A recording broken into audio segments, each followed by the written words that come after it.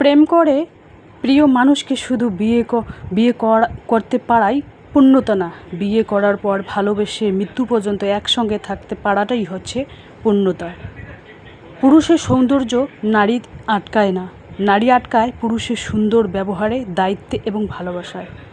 যে যতই বলুক না কেন পাশে আছি, কিন্তু খারাপ সময়ে শুধু মা বাবা ছাড়া তুমি আর কাউকেই পাশে পাবে না।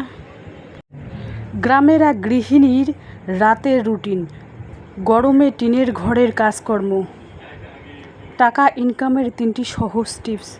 তো নতুন দিনে নতুন আরেকটি ব্লগ ভিডিও নিয়ে হাজির আমি আপনাদের মাঝে। সাভানা, ভারতের ছোট্ট একটা গ্রাম শীতলকুচি জেলা থেকে বলছি। তো welcome back to my channel. আসসালামু আলাইকুম। তোমরা সবাই কেমন আছো?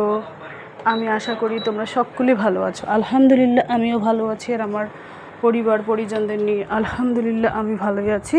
আর আমার প্রাণপ্রিয় কলিজা আপু ভাইয়েরা তোমরা সবাই কেমন আছো? আমি আশা করি তোমরা সকলে ভালো আছো। তো বরাবরের মতো না, ব্লগটা আমি সন্ধ্যা থেকেই শুরু করে দিলাম। আজকের ব্লগ সন্ধ্যার পরে আর কি, মানে আজকে দিনের ব্লগটা তোমাদের কাছে শেয়ার করতে পারলাম না, কিন্তু রান্নার ব্লগটা এখানে শেয়ার করব আমি। তো গ্রামের এক গৃহিণীর রাতের রুটিন, গরমে টিনের ঘরের কাজকর্ম, টাকা ইনকামের 3টি সহজ টিপস। তো দিনের বেলা এই কারণে শেয়ার করতে পারিনি, বিকেলের দিকে আজকে আমার বোন, আমি, আমার বোনের মেয়ে আর ভাইয়ের মেয়ে সবাই মিলে, ওরা ছোট ছেলেমেয়েরা আর কি জেদ করছিল, সেই জন্য আর কি পার্কে গিয়েছিলাম। তো পার্কের ব্লগটা কালকে আমি এডিট করব, আজকে এডিট করব না, কারণ টাইম নেই। সেই জন্য আজকে তাড়াহুড়ো করে সন্ধ্যার সময় এই ব্লগটাই এডিট করলাম। তো গ্রামের এক গৃহিণী রাতের রুটিন দেখুন, আমি গ্রামেরই বউ। তো আমি যদি দিনের বেলা কোনো ব্লগ এডিট করতে শেয়ার করতে না পারি, তো সেই ব্লগটা আমি কিছু না কিছু ব্লগ আমি রাতের মধ্যেই করার চেষ্টা করি, কারণ সময়ের অভাব থাকলে এরকম একটা হয়। আর আমার ব্লগ কিন্তু প্রত্যেকদিন বিকাল 4টায় আসে। আমার ব্লগের কোনো না কোনো অংশে ভালো লাগলে সাবস্ক্রাইব করে পাশে থাকবেন। তো যাই হোক, রাতে যদি এইভাবে সংসারের কাজকর্ম গুছিয়ে রাখা যায়, তাহলে কিন্তু সকালটা খুব নিজের জন্য সুবিধাজনক হয় আর কি। তো যাই হোক, টিনের ঘরের কাজকর্ম, উত্তপ্ত এই গরমে যা গরম পড়েছে, বাপরে বাপ। জ্যৈষ্ঠ মাস তো একেবারে বিচ্ছিরি একটা গরম, মানে শীতের সময় তো এই গরমটা, এই রোদটা কিন্তু খুব মিষ্টি লাগে। আর মানে শীতের সময় আমরা রোদ্রে বসি, কিন্তু গরমের সময় এই রোদটাই আবার খুব খারাপ লাগে। এটাই হচ্ছে মেইন কথা। আর স্বাভাবিক এটাই, গরমের সময় তো গরম হবেই, এটাই তো স্বাভাবিক। আর টাকা ইনকামের 3টি সহজ টিপ তোমাদের বলছি। টাকা কিভাবে ইনকাম করবে, 3টি সহজ টিপস। মেয়ে দোকান বন্ধ করলো, তো চলে আসলো। তো যাই হোক, 1 নম্বর টিপস হচ্ছে সেলাইয়ের কাজ। সেলাইয়ের কাজকর্ম করে সংসার সামলে তুমি কিন্তু এখান থেকে ইনকাম করতে পারো। 2 নম্বর হচ্ছে তুমি টিউশনি করেও ইনকাম করতে পারো। দেখুন, সংসার সামলে যে নির্দিষ্ট একটা টাইম বার করবে, বিকালে বা দুপুরে বা সকালে তো টাইম বার করতে পারবে না, কারণ সকালে আমাদের গৃহিণীদের অনেক সংসারে কাজকর্ম থাকে, বাসন মাজা, রান্না করা, মানে কাপড় কাচা, অনেক কাজ থাকে। সেই জন্য আমাদের গৃহিণীদের বিকেলের টাইমটাই ঠিক আছে। 2-3টে যদি আমরা প্রাইভেট ব্যাচ পড়াতে পারি, তাহলে কিন্তু আমাদের জন্য খুবই ভালো হবে আর কি। আর 3 নম্বর হচ্ছে হাঁস বা মুরগি বা কবুতর, এই 3টের মধ্যে একটা তোমরা লালন পালন করতে পারো। আর যাদের জায়গা জমি আছে তারা কিন্তু 3টাই লালন পালন করতে পারো। এই 3টা টিপস আমি তোমাদের কাছে শেয়ার করলাম, যে এই 3টে টিপসের মধ্যে আমি 2টাই করি। সেটা হচ্ছে কবুতর আর মুরগি পালি, আর সেলাই করি। বর্তমান আপাতত সেলাই বন্ধ আছে, মেশিনের একটা নষ্ট হয়ে গেছে, যে কোনো একটা জিনিস ওটা দূর থেকে নিয়ে আসতে হবে। আর গরমের মধ্যে আমাকে যেতে ভালোই লাগে না, সেই জন্য আর কি। তো যাই হোক, আমি যে 3টে টিপস তোমাদের কাছে শেয়ার করলাম, আর আমার মতো এই 3টে টিপস যদি তোমরা শেয়ার করতে পারো, তাহলে এখান থেকে কিন্তু তোমরা টাকা সঞ্চয় করতে পারবে। টাকা সঞ্চয়ে আরও অনেক পদ্ধতি, নিয়ম, টিপস আছে, ওইগুলো আমি আমার প্রত্যেকটা ব্লগেই তোমরা পাবে।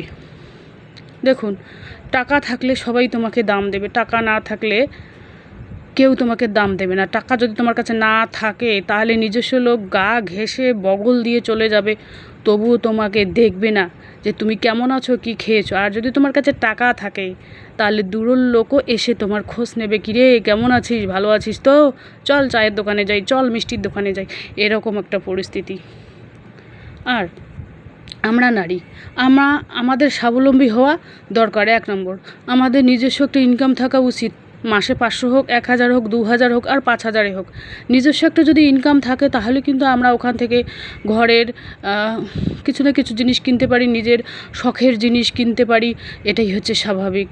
কারণ আমরা যেহেতু গ্রামের মধ্যবিত্ত পরিবার, আমাদের স্বামীর ইনকাম অল্প, ওরা যদি সংসার খরচ চালায় তাহলে তোমার যে একটা স্বপ্ন ঘরে একটা ওয়ার্ডরোব কিনবো, বা একটা বেডশিট ছিঁড়ে গেলো, বা একটা মশারি ছিঁড়ে গেলো, সেইগুলো কেনার তাদের কোনো সাধ্য থাকে না। সেই জন্য দুজনের যদি ইনকাম থাকে, একজনেরটা দিয়ে খাওয়া আর একজনেরটা দিয়ে মানে সংসারের টুকিটাকি জিনিস, বা একটা বালতি, আমার একটা যেমন বালতি, পানির বালতি, মানে অনেক দিন হয়ে গেলো, ফুটো হয়ে গেছে মনে হয়, পানি পড়ে আর কি।